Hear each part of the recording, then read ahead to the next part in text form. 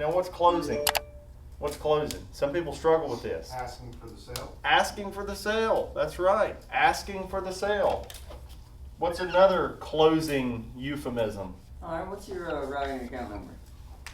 That is a great line. That is assuming the sale is what I was looking for. That would be a way to assume the sale. Let's see why Zach is in here. I think Zach's probably good at this. Not Zach Kavanaugh. Zach Munger. No, Zach Kavanaugh's maybe good at this too. Let's see. So, what are ways to assume or ask for the sale?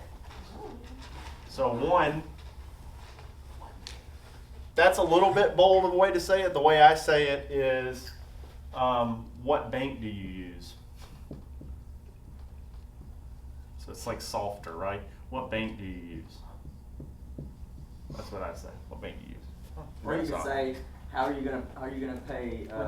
The reason I say this is if you're selling in a specific area, it doesn't take very long before you start memorizing all the routing numbers. So now I don't even have to ask the routing number. Renaissance, okay, yeah, 084201294. Got it. Yeah. 084201278. There you go. We're very impressed, Zach Kavanaugh. So I have your routing number. What's your account number? Or I say, I don't even say what's your account number. What I say is, do you know your account number? I don't know why, but these phrasings to me over time have worked better. It's the same thing as if I am on Messenger, like on a chat bot, and or if I'm on Messenger, if I'm running a Messenger ad, and I say, and I'll get back to those euphemisms, but if I say, we're talking about coverage. So I did this post-engagement ad. Anybody that took my little mini Facebook Messenger chatbot course, you can do this thing where you put out a thing, you say, got this great new dental plan, it's awesome, if you don't get it, you're a moron, something like that. And then click or type interested below in a comment to get more information. When they type interested, your chatbot uses a thing called a growth tool, and it automatically messages them. And what would happen is it would send an automated response that would just be some like basic high-level information, and it's further hyping up the plan. It's like, man, so glad you reached out. This dental vision hearing plan is really good. It pays, as such and such. You're hitting the high notes, and then the last question on it is, when would be a good time to talk about it? So instead of saying, what's your phone number? Like a lot of people do. We had somebody in our the Medicare Accelerator courses, like, in my chatbot, I put, what's your phone number? Everybody stops right then. Well, people don't like giving their phone number out, so you have to ask it in a different way. So we'd ask, when's the best time to call? And then when somebody would say, noon tomorrow, great. You said we could talk. What's the best number to reach you? And then they would answer that at like 75 or 80%. In comparison to, this is a great dental plan, what's your phone number? And like nobody answers.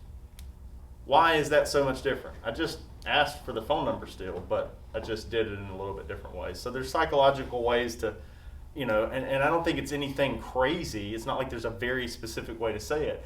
It's taking the sting out of the question. What's your social? What's your social security number? Somebody tell me one right now. Put it on YouTube. I'm just kidding. Don't tell me. But you take the sting out of it by, first of all, the social is probably one. I'd say social is harder than banking, because banking you can start with the ease in, where you're like, what bank do you use? And then it just kind of like softens them up. It's like taking a bunch of meat, and you're going to make carne asada, and you got to tenderize it like with a meat hammer, smash, smash, smash. That's what I'm doing to their soul when I'm like, what bank do you use? I'm tenderizing the meat. By the time I ask for the account number by saying, do you know your account number? They're like, oh my God, yes, just take it. You know what I mean? So, works well. I promise.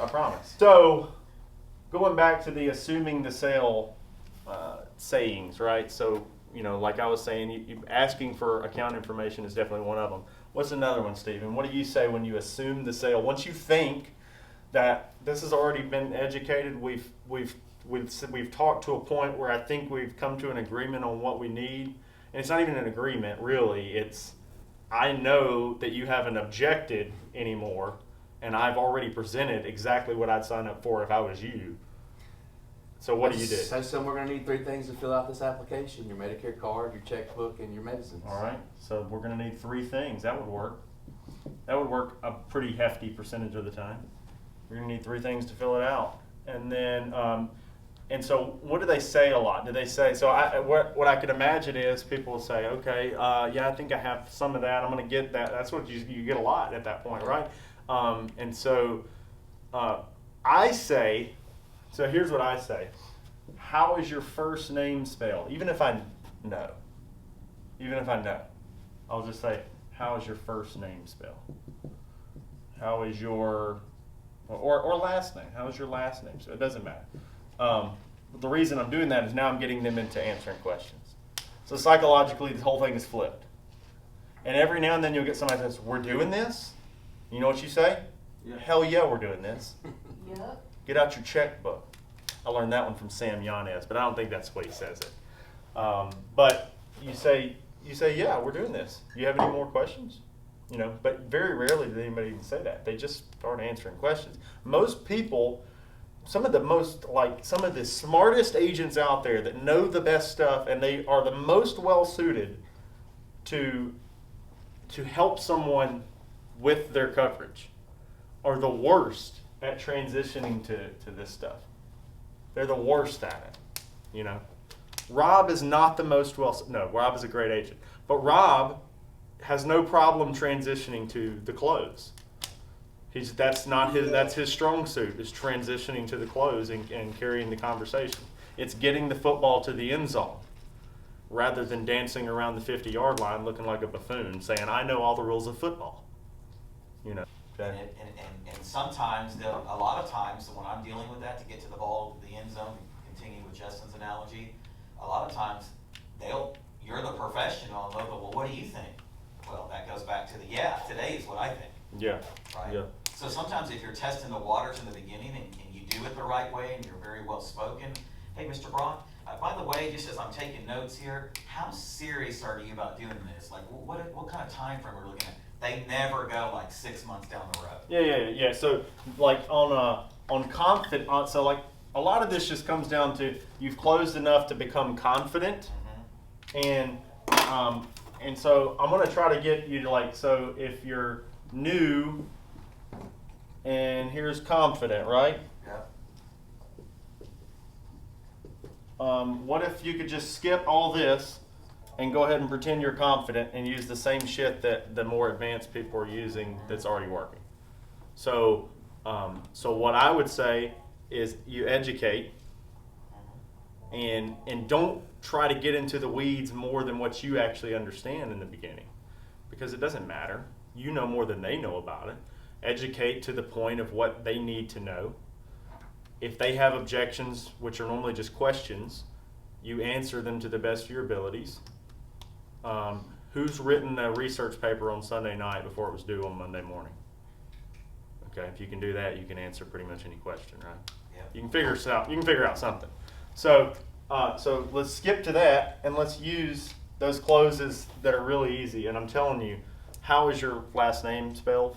How is your first name? Now, I love when I do that. I got to where I do it so much, people are like, S-M-I-T-H? And I'm like, oh, duh, Smith. I'm an idiot. I'll say stuff like that. And then they laugh. And they're like, no, you're not an idiot. Here, take my money so you feel better. No, I'm just kidding. But